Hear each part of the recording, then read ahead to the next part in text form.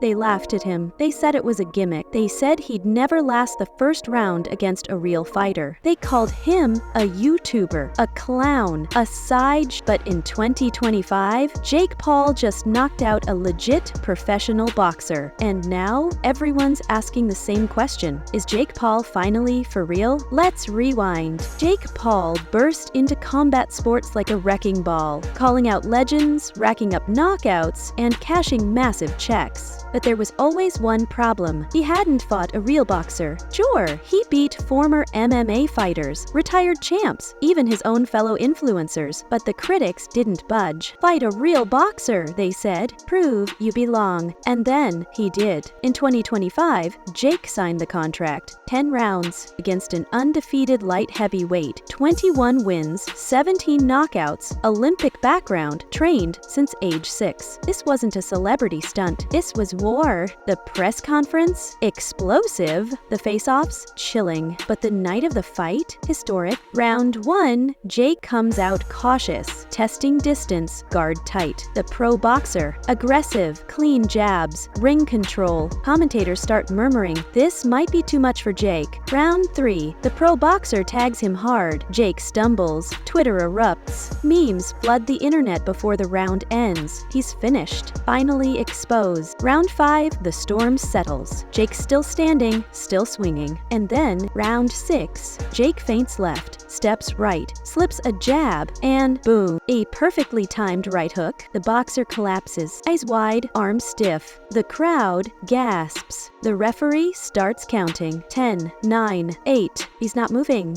Jake Paul just knocked out a professional ranked undefeated boxer. The arena went silent for 2 seconds, and then exploded. Cameras flashing, fans screaming. Even the boxing world couldn't believe it. Jake climbed the ropes, looked into the camera, and yelled 2 words, "Respect me," and suddenly the narrative changed.